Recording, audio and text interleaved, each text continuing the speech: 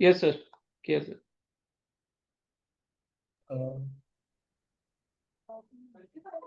Good evening, everyone. Before we move forward with our session, I would request backend team to kindly start ICI Moto song.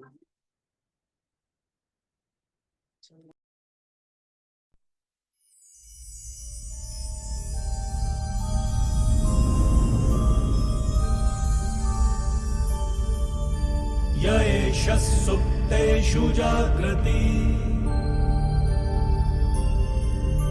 य एष सुप्तेषु जाग्रति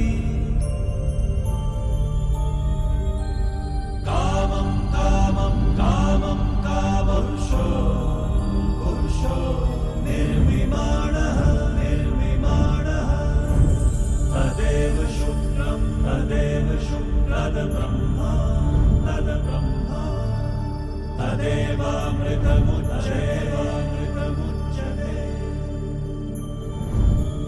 तस्मिन् लोकः शतः सर्वे तदूनात्यपि कश्चन एतद्वैता एतद्वैता एतद्वैता एतद्वैता एतद्वैता एतद्वैता.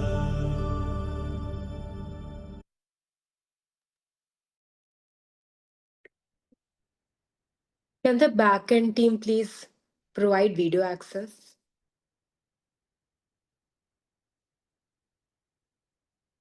So may I start? Yeah, she can continue. Yes, Ashi. Good evening, everyone.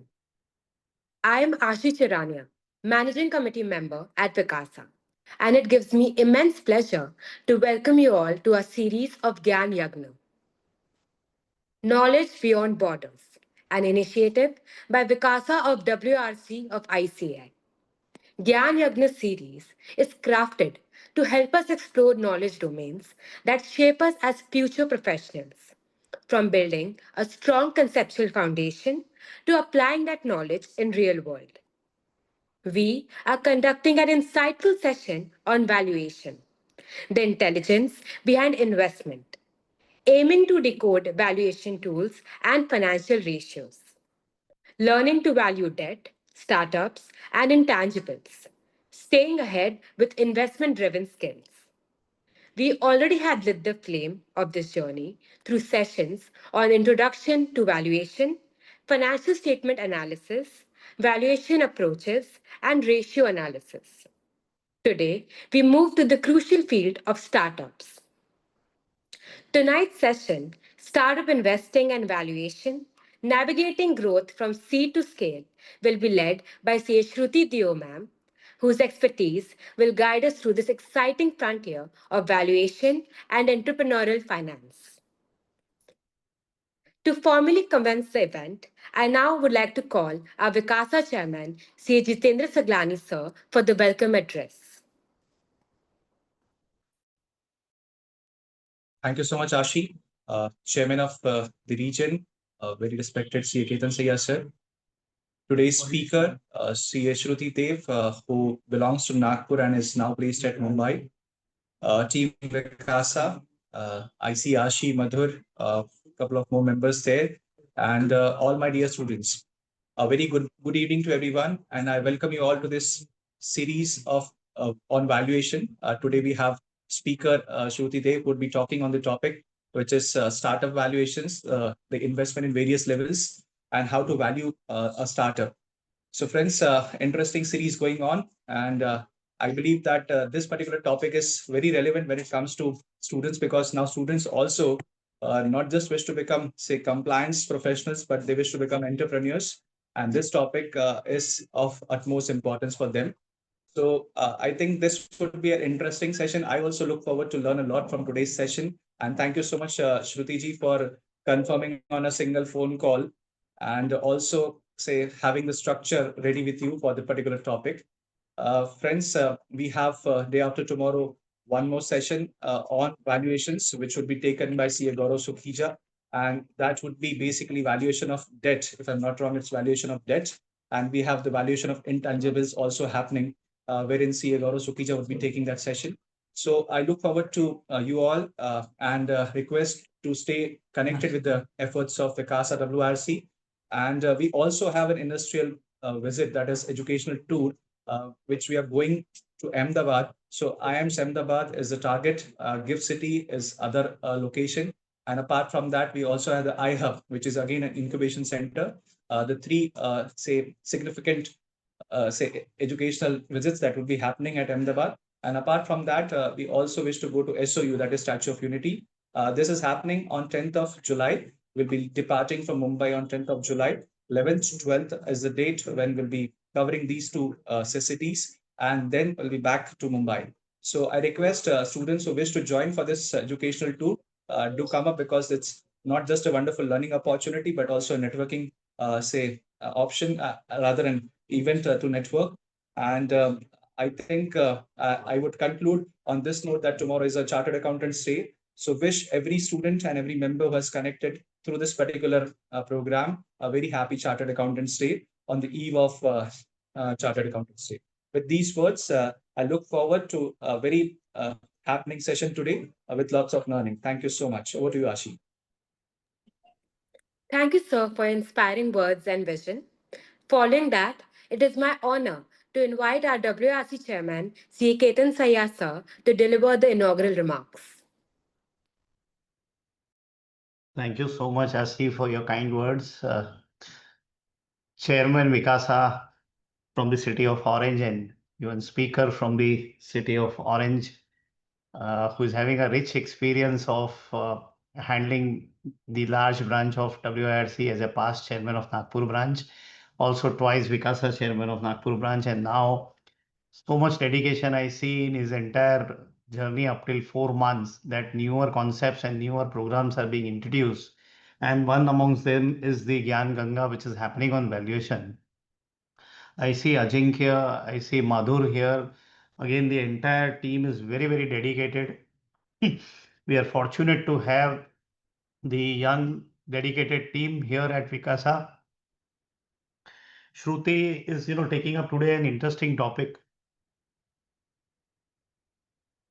Sorry, is taking up an interesting topic. Just a while ago, I was talking to her that, interestingly, startup valuations. I told her that I don't understand as a chartered accountant the startup valuation. If I wear a hat of statutory auditor, I see every year huge fluctuations. When as per Ind AS, if I have to look at the fair value of startup, if I see it as an investor, again, it is very, very scary to see that kind of valuation, the way startups are valued nowadays in India. If as a startup consultant, I look at the valuation, I'm excited that my investor will put so much of money with this so much of higher valuation. Gone those days when we had, asset backed valuation, or we had, valuation only happening on DCF. Now there are newer concepts of valuation happening on the basis of subscribers. If it is an, technology based model, or, it is happening on the number of the visitors to particular app or whatnot. So newer concepts are being developed in the valuation of startup, and this is over the world, it is accepted. And we have, India as a country, so many startups which are having huge valuation, and they are, into the top startups of world. So I am sure these kind of valuations are accepted world across, and we need to learn them. And for the student, everybody is not fortunate to work into the area of valuation, and especially in the area of valuation in the startup. But these kind of seminar where a speaker like Shruti, who is young, dynamic, learned, having experience in this area, can make us understand, can make us learn the nitty-gritties of valuation. And if tomorrow we at all get this opportunity to work into the valuation space, and especially in startup, I think this is going to be very, very interesting and useful. So my congratulations to entire Vikasa team for thinking out of box and bringing such topic which are very, very useful for all the student in a longer run. With this, I once again thank all of you and welcome Shruti as a speaker to the WRC. We are very happy to have you as a speaker in the student program, and soon we will, look at your availability and we'll try and invite you even members program as well. Thank you. Thank you so much. Thank you, sir. Thank you, sir, for your thoughtful address. To set the tone for our knowledge session, I call upon Ajankya Dalvi to introduce our distinguished speaker for the session, CA Shruti Deo ma'am. Good evening, one and all, respected sir and madam, and my dear fellow friends. I'm your Vikasa buddy, Ajinkya Dalvi, introducing our speaker for valuation, CA Shruti Deo, a chartered accountant and CFA level 3 qualified professional with a robust background in the field of finance and economics. She holds a master's degree in economics from Gokhale Institute of Politics and Economics, Pune, where she secured the top rank in the international trade in agriculture. Currently, she works as a research analyst specialized in equity research, fundamental analysis, and AI-based investment tools. Her expertise spans financial modeling, DCF, relative valuation project, finance, stat audit, and taxation as well. She also made contribution to the public policy during her internship at Niti Aayog. Her profile reflects a strong blend of analytical rigor, sectorial research depth, and interdisciplinary exposure. Now I'll request ma'am to guide us throughout the section.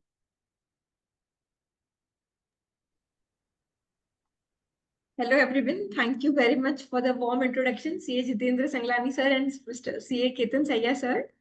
Shall I share the screen first? Yes, ma'am. Yeah.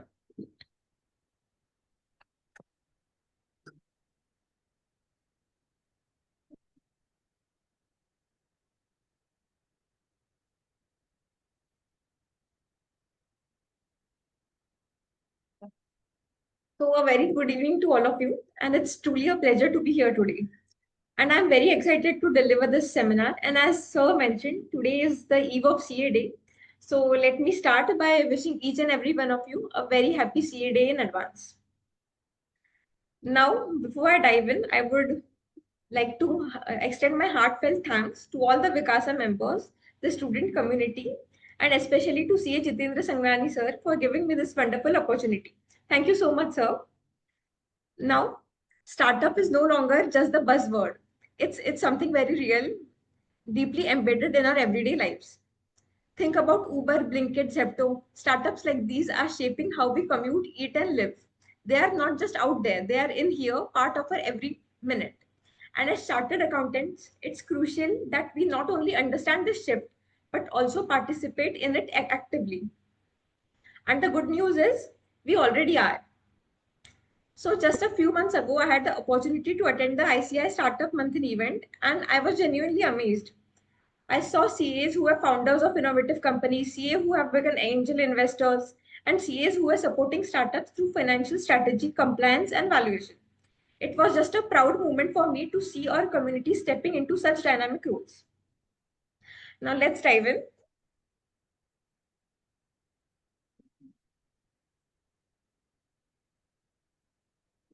Yeah. So now to give you a sense of scale, let me share a few statistics. India is currently the third largest startup ecosystem in the world. This is incredible, especially considering that around 2015, India wasn't seen as a major startup hub. But today, there are over 1.8 lakh registered startups in India. Just think about that growth in 2016. We had barely 500 recognized startups. So that's not just exponential, that's transformative. Yeah. And it's not just numbers. Startups are contributing meaningfully to our GDP, job creation. Yes, sir. And Ma'am, it's not may just continue. yeah. And it's not just numbers. Startups are contributing meaningfully to GDP, to job creation, and to the innovation ecosystem as well. They are solving real world problems, and the pace of change is only accelerating. Now, coming to unicorns, India today has around 119 unicorns. And what are unicorns? Unicorns are startups that are valued over $1 billion. So it's a clear indicator of the immense potential, innovation, and entrepreneurial journey driving our country forward. But while the success is inspiring, there's another side to the story that we can't ignore. Around 80% of startups fail within the first 5 years. And if we stretch that timeline to around a decade, only about 10% survive, which means for every 100 startups, only 10 are still active after 10 years. And this is where we, the professionals and chartered accountants, have a crucial role to play. And this is why valuation matters, not just from a number perspective, but from a strategic and sustainable growth perspective as well. We can help startups navigate complex financial decisions, build stronger business models, manage risk, and ensure that they are not just chasing growth, but building a resilient and sustainably healthy ventures as well. In a world where ideas are plenty, but execution is everything, and we can bridge the gap between this vision and the viability of a startup. Now, I'll give you a broad agenda of what I'll be covering today. So we'll start with a case study to give you some practical insights, a real world lens, like how the startup valuation is playing out. Then we'll cover the what and why of startup valuation, understanding its importance and the role it plays. Then we'll walk through the startup life cycle, right from pre-seed stage to possibly the maturity stage, and maybe towards the IPO or acquisition, to understand how startups evolve over time. After that, we'll dive into the startup valuation approaches, the methods we use to value startups at different stages, including when traditional models may not work. We'll also cover what VCs really need, the key things that they keep in mind when conducting or reviewing a startup valuation. And then finally, I'll wrap up with the key takeaways. So let's dive right in. Now we all know the big names, Flipkart, Ola, Zomato. These are household names that were just ideas. But among them, Zepto's journey really stands out. It's particularly fascinating because it's the fastest unicorn in India's history. I chose Zepto as my case study because it's a great example to illustrate how startups evolve from early funding to explosive growth. And now even eyeing an IPO. Like look at Zepto, it's a unicorn in almost just 18 months. It started back in 2020 and it had just raised around $1,25,000, a modest seed amount. And now fast forward to June 2024, it has raised over 665 million with a current valuation of $3.6 billion. And the story doesn't end here. Zepto is maybe eyeing an IPO in the coming future and moving beyond cities to tier 2 and tier 3 cities as well. And right now also Zepto is still in the growth mode. It had not even hit its full potential. And this journey from an idea during the pandemic to one of the India's most talked about unicorns gives us a clear lens on how startups progress through different funding and valuation stages. Now you might be wondering if the startup is receiving around $665 million as of funding, but the valuation is $3.6 billion. So how does it all play out? And that's what we are going to cover in this seminar.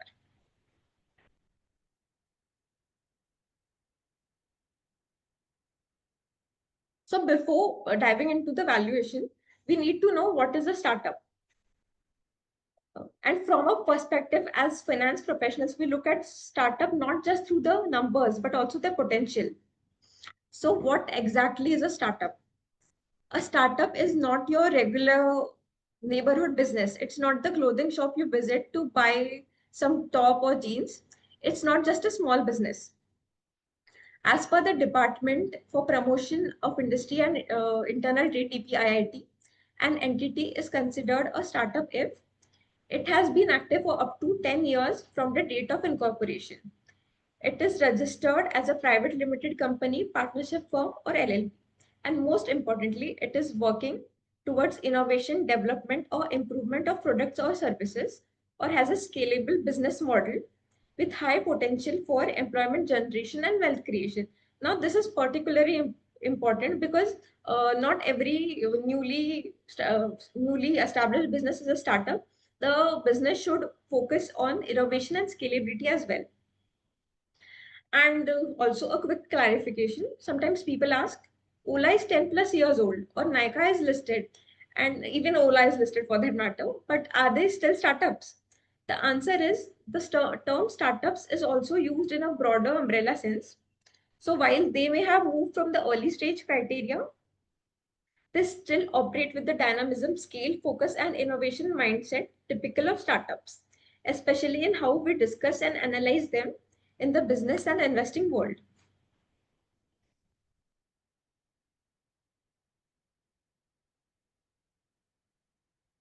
So now let's come to the core question. Why does startup valuation even matter? Why are we spending so much time on it? So there are several reasons, but let me highlight a few for you. Fundraising and equity negotiation. This is the most obvious one. Valuation plays a central role when startups raise funds. We have all watched Shark Tank India, right? One of the most common themes is the negotiation around how much equity the founders are willing to give in exchange for the capital. And this all boils down to valuation. The higher the valuation, the less equity the founder needs to give for the same amount of money.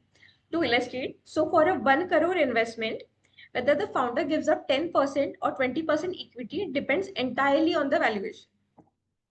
That's why understanding how to value a startup becomes essential, especially for founders and finance professionals alike. Investor confidence and decision making. A well-reasoned, justifiable valuation builds trust. It helps investors assess the risk-return trade-off and decide whether the startup fits their investment thesis. If the valuation seems inflated or unjustified, the investors may walk away. If it's too low, founders may lose control. So a balanced, defensible valuation is key to creating alignment. Then strategic planning. A valuation also helps both sides, founders and investors, aligning on the future of the business. So a valuation helps founders set concrete goals. It forces them to think on what they want to achieve, how much capital they need, and when they'll need it. This clarity helps in building a long-term fundraising strategy, whether it's raising a seed round or a Series A or holding off key milestones till they are met. Then coming to employee stock options, startups often don't compete big corporates on salary. Startups do not have enough funds that they can offer something to employees. So there's another way, another thing to offer that they offer, that is ownership. ESOPs, employee stock option plans, also allow startups to attract and retain top talent by offering equity instead of cash. But for ESOPs to work, you need a fair valuation so employees know the worth of what they are being given. It turns employees into partners for growth, increasing motivation and alignment. Now coming to market perception and signaling. So much of the valuation that goes into that we see, it's mainly signaling on how much its value and all. So we see this all the time, like the news headlines about a startup raising around 500 crore at a $1 billion valuation. So that creates a buzz, attracts investors and media attention, and signals that something exciting is happening. It can even influence customer interest and investor interest as well. Then future planning and benchmarking. Then the valuation that the startup has, it acts as a benchmark to measure growth over time. It helps startups to know whether the strategy is working or not. For example, if you raised a $10 million valuation last year and are aiming for 25 million round next year, your growth plan should justify that. If not, it's a signal to pivot, change strategy, or reassess product market fit. Pivot is to move from the current plan to another plan. So, in short, startup valuation is not just about impressing investors, it's a foundational tool for long term thinking, growth tracking, and team building. Now, I'm sure you have seen this life cycle of established companies in your curriculum. But let me take you through the life cycle of a startup, which is slightly different from the established companies, because the established companies generally start from zero. But here we start out in the negative, burning cash before even we break even and make profit. So let's look at each stage step by step. So ideation stage, this is where it all begins. The founder has an idea. At this point, it's just a concept, often based on a personal problem, market gap, or insight. They may raise pre-seed funding, usually from friends, family, or angel investors. There, it may be like a rough prototype or wireframe, but the product is not fully developed, so it's just an idea. And that's where we raise the pre-seed fund.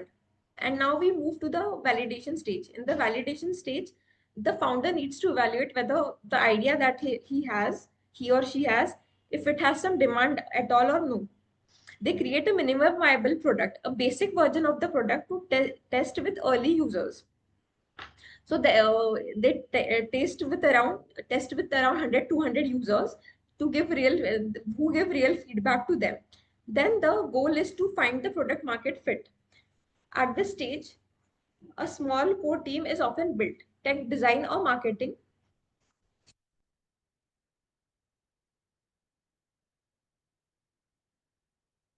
Hello, yeah. So Shruti ma'am, yes, ma'am आपका दो जगह video दिख रहा है, तो आप यहाँ पे जो स्क्रीन शेयर की है ना, उसको मिनिमाइज कर दीजिए ना video. is it fine now? PPT share करिए अभी आपका। Okay, wait.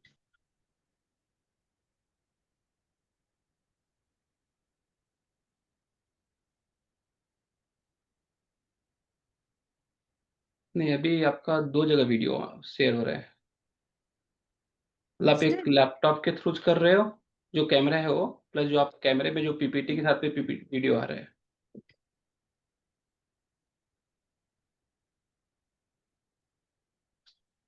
नहीं, वो तो वर्चुअल हो गया, अपने वर्चुअल कर दो।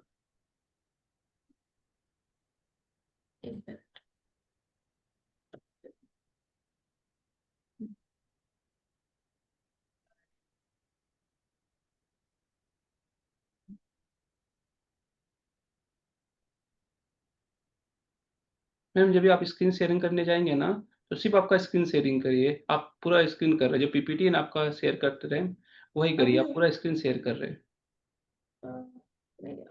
स्टॉप करिए, पहले स्टॉप करिए इसको। Was it running good previously? हाँ, पीपीटी शेयर पे जाएंगे, तो जहाँ पे भी शेयर पे जाएंगे ना, आपका जो पीपीटी ऑन है ना, सिर्फ उसको पकड़िए और शेयर करिए। Okay. हाँ,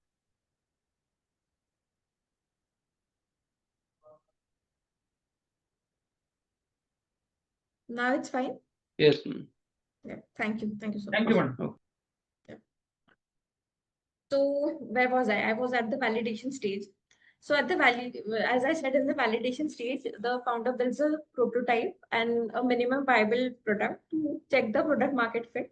As in, is the product or the service, is it really useful in the real world? Then at this stage, a core small team is also built, consisting of tech, design, marketing, to begin the real execution. And in this stage, startups tend to raise the seed fund. Then we come to the early traction. If the minimum viable product, it gets a good feedback, the startup begins gaining users or customers. You start seeing initial engagement and maybe even some early revenue.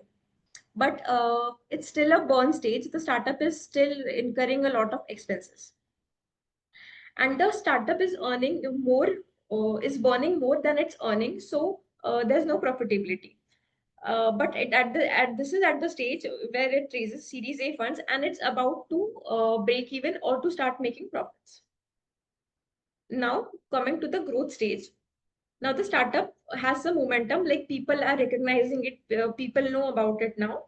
They are expanding operations, refining the product, and building a solid go-to-market strategy. They may even launch in new cities, like suppose Ola was in tier 1 cities and then it went to the tier 2 cities, and then grow the team and set up internal systems. At this stage, many startups raise the Series B funding. Now the goal is to achieve economies of scale, stabilize cash flows, and prepare for aggressive scaling. Then we come to the expansion stage. Here the startup moves into maybe more regions or maybe the international markets as well, and they diversify their offerings or acquire other startups. Now they focus on customer retention, brand building, and improving unit economics. This is typically funded through Series C or later rounds. The startup is still growing rapidly, but it is focusing more on sustainability and long-term growth as well now. Then the last is the maturity or the exit. At this stage, the startup is an established company and they have a corporate structure, consistent revenue, and maybe positive cash flows. This is when the startups may consider an IPO, acquisition, or major strategic partnership. They are no longer just a small company, but an established full-fledged business. Now, yeah, I have gone through with the life cycle of a startup through a diagram. Now we'll deep dive into each and every component of a startup.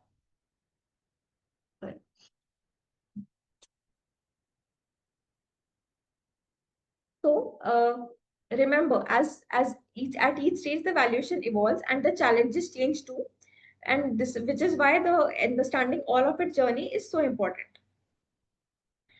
Now coming to the chart. First is the ideation on the pre-seed stage. At this stage, as we can see, the revenue is none and expenses are minimal, but they are happening. The expenses are slightly on the increasing end. And it's most basically research, brainstorming, and initial validation. The profitability, it's not applicable yet as there is no revenue and the startup is operating at a loss. And the team is around of only 2 to 4 people who are the founders and maybe 1 2 hires as well. Then product development, the idea is still in the idea stage and it's just a basic product. Then the financing sources in this the financing is majorly through friends, family, angel investors, and maybe the early stage incubators. So there are incubators who also can invest in these startups. Then we come to the validation or seed stage. So here the startup may start generating a small amount of revenue, but it's still very small. The expenses start increasing, and the early as there are early hires and there's product testing, and then there's basic marketing as well. But then which is why the losses are there because the expenses are much more than the revenue, and and in this stage the investments and in team and the product also grow. The team begins to scale and there are a few hires in tech and designing and marketing also. Then the product development, it's in beta testing. Beta testing is where you test the product with 100 200 users. And then the funding is through angel investors, seed stage VCs, and early venture funds. Now coming to the early traction stage. Startups now are becoming more visible as we had seen earlier. And so revenue is like more rapidly increasing, but it's still in the negative stage as expenses still continue to rise. And that's why profitability is still in the red. And teams here are mostly complete. And the product is now available to much more users, maybe in a city or so. And funding is through proper venture capitalists or strategic investors. Then we go to the growth stage. Here we have some revenue, but the expenses are still high, but still maybe we break even here, or at least we are at minimal losses. And the team is very much well structured and the starter is improving and has started executing orders. Now here the funding is majorly through mezzanine financing, which is like a bridge between the uh, initial stage, early stage to the expansion stage.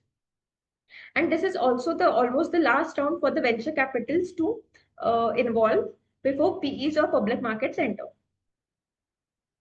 Now coming to the expansion stage, the revenues are increasing. But let me clarify, sometimes it's also possible, as in case of Ola or even Zomato, maybe they are still in loss and still they are scaling as well. And still they are in losses because of increased expenses, but still it's classified in the expansion or scaling stage or in the maturity stage.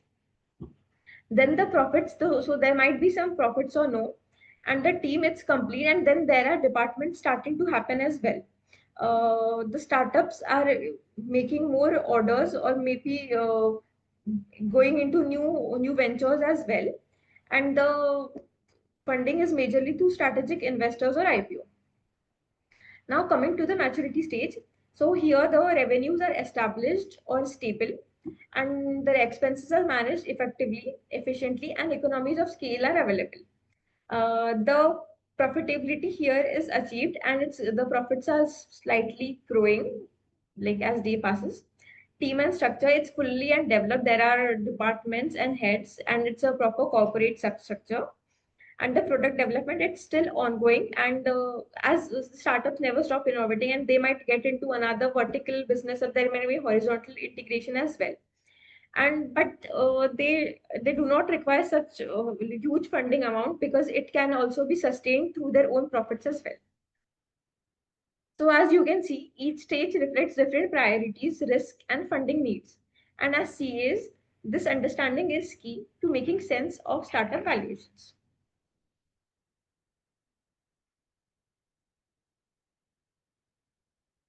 Now, before we begin, the startup valuation, like the approaches to valuation, we have to go beyond numbers and see what we are dealing with.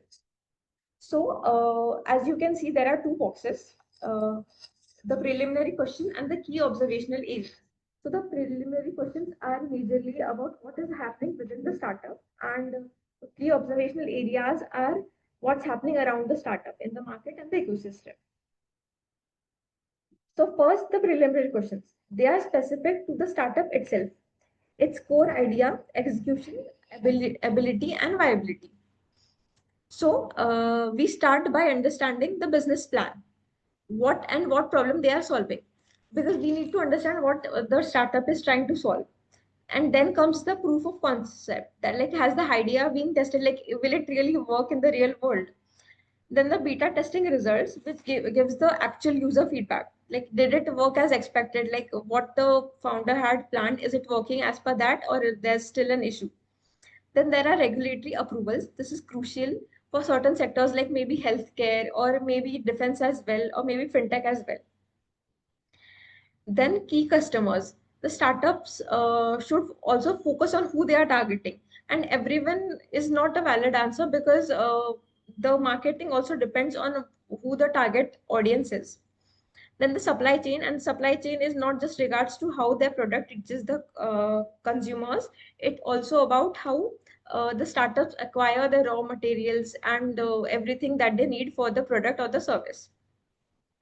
And finally, the financial performance, like the what's the cash runaway, what's the burn rate that they are what's the burn rate that they have, and the margin, and whether this startup, with the small startup, is it scalable or not. Now coming to key observational areas. So as I said, it's about and around the startup, and not within the startup. Like, do you guys remember the Porter's five forces? These are kind of considered here. If we see, we assess the market size. Like, is the opportunity even big enough to chase? Like, we see the industry on the economy. Is the idea really be able to scale, like in case of Zepto? Then competition. Are there too many players ready, or how hard is it for the startups to stand out? Then there's management, that is the team as well. Then there's barriers to entry and competitive forces. Then then there's intellectual property. So some startups delve into very niche products, and they need intellectual property and proprietary tech. So do they have that, and do they have the barriers, like maybe patents, to protect what they are building as well? So that's very important. Then we come to maybe, the human resources, and again the talent that the startups are acquiring and are recruiting. Then we come to the customer vendor relationship. So who their customers are, and how their relation is with their customer, as well as the vendors. And the strategic alliances. Strategic, to give you an example of strategic alliances, suppose there's a startup focused on agri related products, so the strategic alliances are maybe with the farmers. So like how they are planning out these. And then major investors and capital partners. So in case of startups which are at the later stage, they already have some investors. So the new investors need to see and how their how the earlier investors are and how their quality is and how the partners are. Now, in case of internet startups, there are many new metrics that we have to see as well. So first is the customer acquisition cost. It's like how much we are spending to get one user from ads, campaigns, or freebies. Then there's bounce rate and monthly visitors. So it's like how many visitors visit your site in a month, etc. And then there's monthly recurring revenue, which is how much revenue the startup is recurring in a month, and the average revenue is how much the revenue is on an average per order. And then there's retention rate and conversion rate as well. Conversion rate is how many customers who came on your site actually became your customers, or they just went away without clicking or buying any product. Now coming to the most important part, and the part we have been waiting for, valuation. So the ICI Valuation Standard 103, there are three primary approaches to business valuations, including startups. The first is market approach, which is the comparable companies or transactions. This approach values a startup based on market multiples of similar companies, either publicly listed companies or past transaction data of other startups. For example, if a startup is similar to Zomato or Swiggy in its business model, we look at Zomato's EV revenue or EV EBITDA multiples and apply those to our startup numbers. But then there are two challenges here. Startups are often not comparable because one startup model differs from another startup, and they are not comparable to mature listed companies as well. Because they operate in different stages with different structures and risk profiles.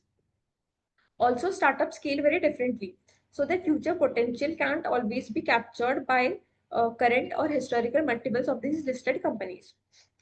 And so this method is not really used for the early stage startups. Then we come to the second method, which is the cost approach, or the cost to duplicate or replacement cost. This approach asks, what would it cost to recreate this business from scratch? This includes all the tangible and intangible assets, technology, licenses, R&D, and so on. So the early stage startups or startups in general, they do not have much of physical assets. It's mostly the intangible assets. So we need to see how much. So we need to value even that as well, and then see how much can it cost to replicate it. But as I said, most startups don't have significant physical assets, and so this even this approach is mostly relevant for later stage or the startups which have heavy intellectual property or patents. Now coming to the income approach, as we have all seen, and maybe you guys have also seen in the past sessions as well. This is the income approach is the discounted cash flow or DCF method. It is the most theoretically, it's the most widely used method. Now here we estimate the future cash flows that the startup will generate and discount those cash flows using a discount rate. But again, here's the catch. Early startups don't have stable or predictable cash flows, and their revenues are uncertain and projections are mostly assumptions. So while DCF is considered the most technical method, it's not always practical for early stage valuations unless the assumptions that we make about the DCF are carefully stress tested and justified. Now we'll cover the DCF method in focus because it's really important and it's still used for many later stage startups as well. So coming to step one, the step one is to project the free cash flows that the startup will generate, usually for the period of 5 to 10 years. But for startups, this is not straightforward because startups don't have historical financials. Their business model may still be evolving and revenue generation might not have started. That's why we need to understand the revenue model, the revenue or the business model deeply, and the customer acquisition strategy to understand the expenses and the pricing and cost structure that the startup is planning. And we also need to understand the unit economics here as well. And now this also involves building a financial model with projections for revenue, operating costs, capital expenditure, and working capital. Now, while the structure of a starter model may resemble that of an established company, the assumptions are usually more aggressive and uncertain. Now, coming to step two, here it's a technical step as we need to determine the discount rate. Now, the cost of equity, as you guys already know from the CAPM model, RF plus beta into RM minus RF plus. So here we take the country risk premium, which is because the investors might have come from other countries as well, and considering the country risk premium here is very important. And you know the equity risk premium, it's the market rate of return minus RF, and RF or the risk free return is the 10-year government bond rate. Now, coming to calculating beta. Now to use, so the beta that we used in the discount rate, we also, the beta also measures the volatility of the startup relative to the market. But since the startups aren't listed, we estimate beta by taking comparable listed companies and unlevering the beta. And now the thing about startup, it cannot use debt, or it can because it's still not in the revenue stage, and so it can't pay the interest and the principal payments, and so it basically sticks to equity, and therefore we need to unlever the beta to be used in this calculation. Now, we estimate the terminal value. Since startups may not generate meaningful cash flow in the earlier years, a large proportion of the DCF value comes from the terminal value. We can estimate terminal value as I have mentioned through perpetuity, finite period, or salvage approach. Perpetuity is the golden growth model that we have covered in the SFM syllabus as well, and then the salvage approach where we consider the assets and calculate the salvage value. And then we need to make crucial adjustments for diversification, capital reinvestment, and the failure risk probability. This is particularly important because, as I said, not many startups survive, and that's why we need to consider the failure risk probability at all times to be able to come at a good terminal value. So, in summarize, while DCF is a powerful tool, applying it to startup requires extra caution. You must be conservative with the projections, stress test assumptions, and factor in the failure risk, as I said. And we can also use it in alongside the VC method or the comparables for better uh, analysis of a startup valuation. Now, all said and done, the methods that I mentioned earlier are often fall short when applied to startups because there's too much uncertainty around projections. Startups often have unique or untested business models, and the assumptions around cash flows, discount rates, and terminal value can be more guesswork than grounded logic. So in practice, we rely on a few alternative valuation methods specifically designed for startups, especially those that are at early stage or pre-revenue. So we'll go through them. These are the most widely used ones. So first is the Burkus method. This method is ideal for pre-revenue startups. It doesn't rely on numbers or projections. Instead, they use monetary values to qualitative milestones based on how the startup has progressed. So the key drivers are maybe the product progress, like from idea and prototype, how has the startup progressed there, then the team quality and the market opportunity. And then each of these milestones that the startup has achieved, it gets a value or a weight, and the sum is the valuation. It's simple and intuitive, and it can also be used when the financial data is unavailable. Suppose you can get around we can suppose for the team we can give around the weight of suppose 20%. For the MVP we can give a weight of around 20%, and so we can calculate the value of the startup using the Burkus method. Now we'll go to the first Chicago method. Now this is used for startups which are earning maybe some revenue, and it combines the three financial scenarios. It's mostly like the scenario analysis that we do. So it's optimistic, pessimistic, and base case, and then we arrive at a valuation range. And now this offers a more realistic and holistic estimate by factoring in all the future multiple future outcomes that the startup can get. Now we come to the risk factor summation method. Here the valuation starts with a base value, so there's a value, and then it's adjusted up or down depending on the risk factor that the startup has, like the management risk, the market size risk, the competition risk, technology risk, and then each risk factor is again scored, like it's again weighted, and adjustments are made accordingly. And if the startup has higher risk, lower the valuation, and if the startup has lower risk, higher the valuation. Now coming to the VC method, which is mostly and most used by all the venture capital firms in and around country and in the world. So here's how it works. The investor first determines their expected returns. So suppose there's a VC called Blue Venture, so they expect an around expected return of 10x in 5 years. So they estimate their exit value of the startup. Suppose example 100 crores in 5 years. Then they divide the exit value by the return requirement to get the post money valuation. So as I said, 100 crore is the exit value and the expected return is 10x. So the post money valuation is 10 crores. Uh, so this method is actually a reverse engineering the valuation process, and it's dependent on what the investor needs and believes and what the startup might be able to reach.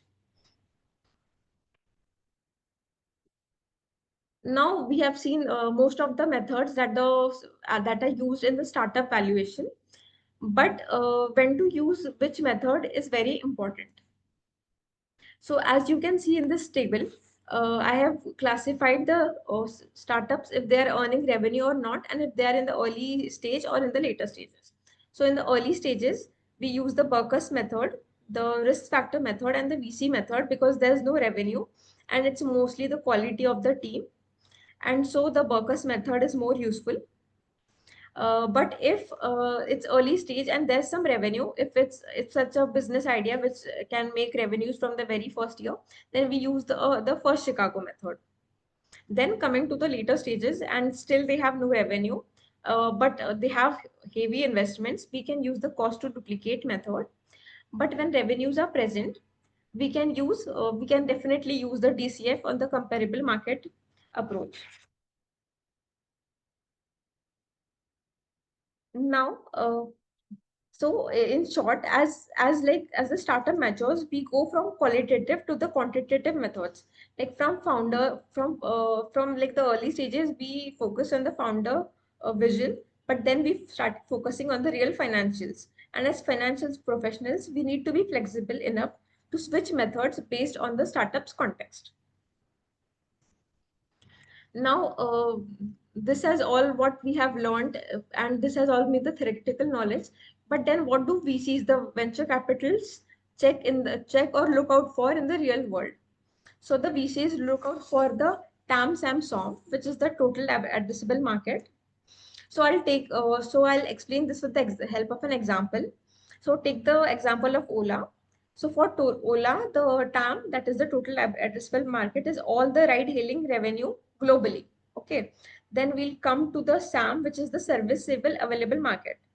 This is the portion of TAM that is targeted by the startup's current services or geographies. So what the startup is currently thinking of servicing in terms of geographies or products. So for Ola, it will be the ride-hailing revenue in India.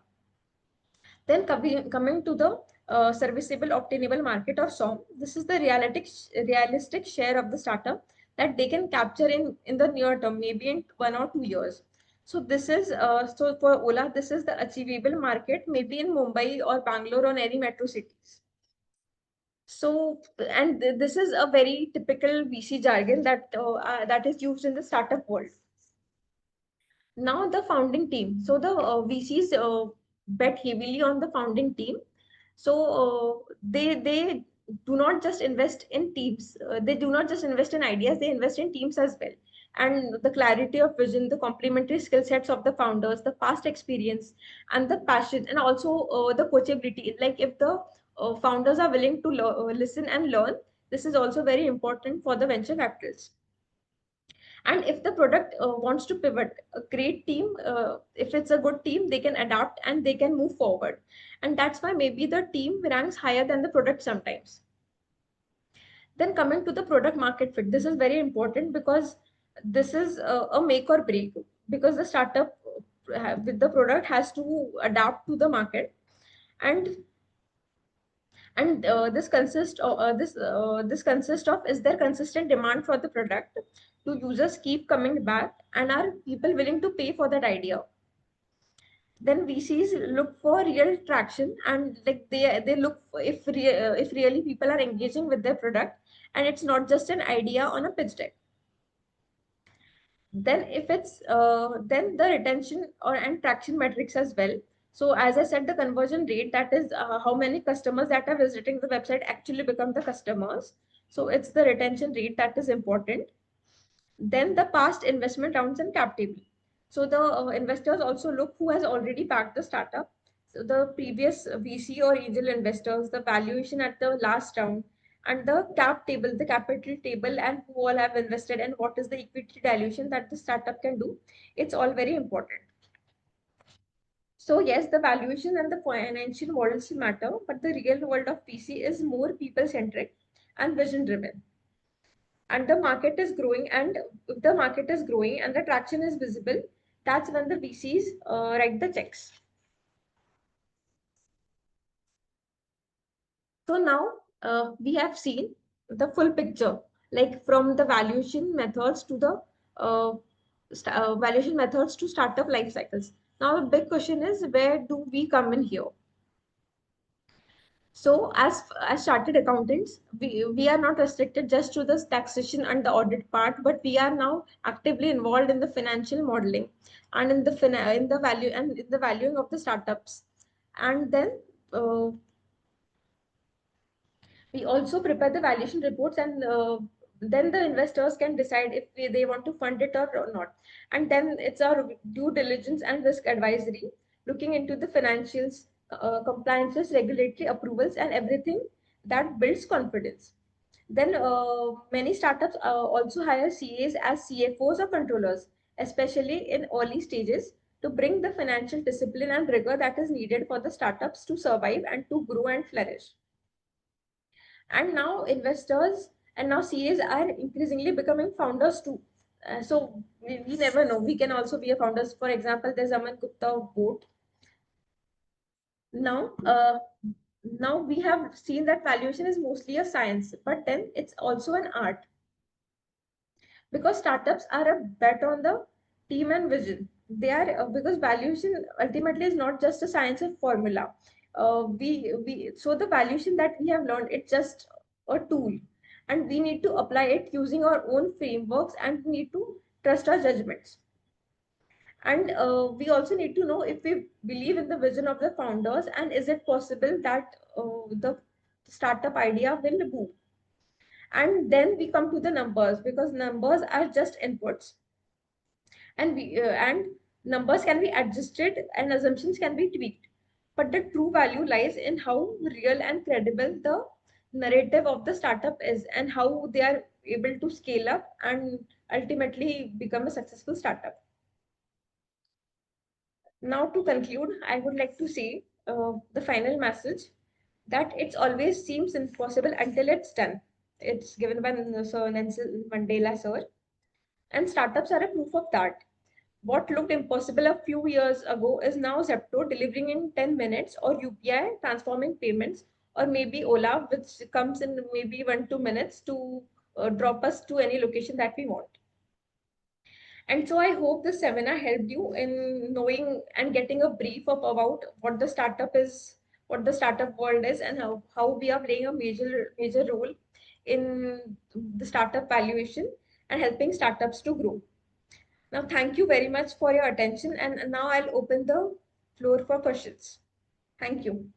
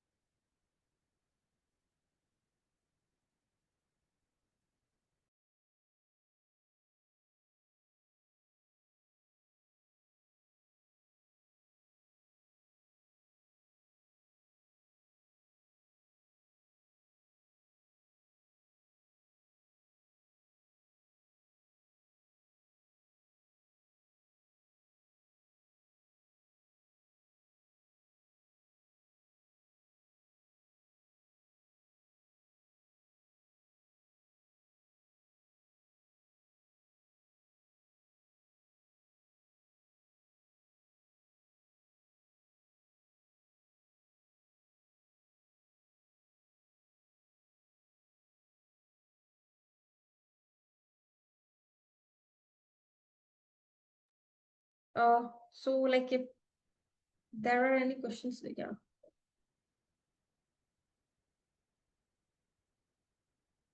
Hello Yeah. Ma'am, Hello. हो गया आपका PPT का समय? Yes, sir. Okay, Yeah. Hello Parth. Yeah. Hello. So there Yes. is a question that I would like to take. Parth, what are things? This this can be vertical. What do you think? For a person.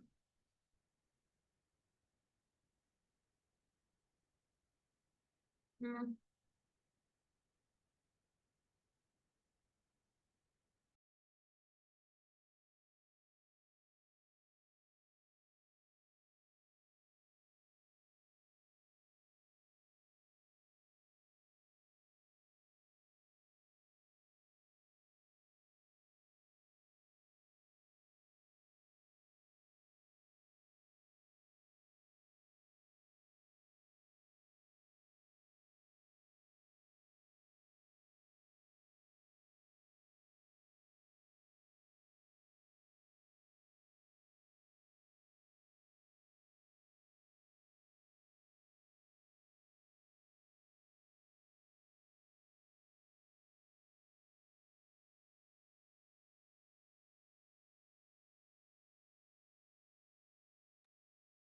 Hello.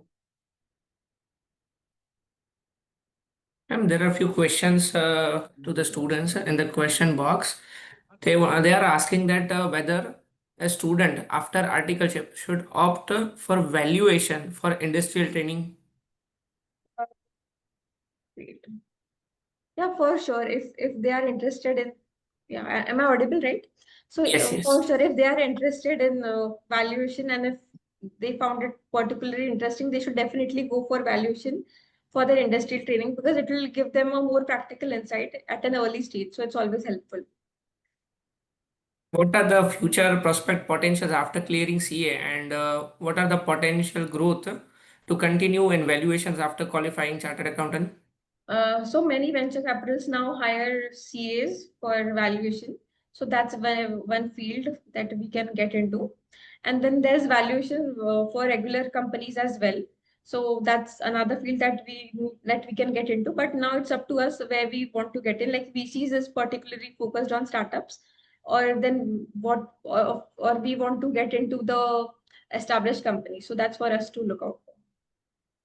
Thank you, ma'am. I think that the student has solved the query is solved. To continue with this event, I would like to deliver the official vote of thanks for the today's Gyan Yagna series. Good evening, everyone. I am truly honored to deliver a official vote of thanks for today's Valuation Gyan Yagna series on the topic of startup investing and valuation. Let me first express a sincere gratitude to our touchbearer of WIRC, CA Ketan Sayya sir, Chairman of WIRC, for their constant support and motivation to the students community. Our sincere, heartful thank you to our star speaker of today's session, CA Shruti Deo ji. Thank you for coming and sharing your valuable insights. We are equally grateful to CA Piyush Chandak ji, Vice Chairman of WIRC, CA Jinal Savla ma'am, Secretary of WIRC, and CA Dr. Fenil Shah ji, Treasurer of WIRC. Lastly, our star and lighthouse of Vikasa Chairman, CA Jitendra Saglani ji, for believing in us and giving constant motivation to us. Lastly, to all the Vikasa WIC committee members for working tirelessly and constant efforts and thinking constantly for students' growth and support. And lastly, to all the participants of the Vikasa, you are the heartbeat of Vikasa. Your participation encourages us to organize such more events and on different series. Thank you so much once again. This is Parth Kakkar, Vice Chairman of Vikasa, signing off with gratitude. Thank you so much, ma'am. Thank you. Thank you, everybody. Thank you, sir. Thank you. Thank you, Shruti.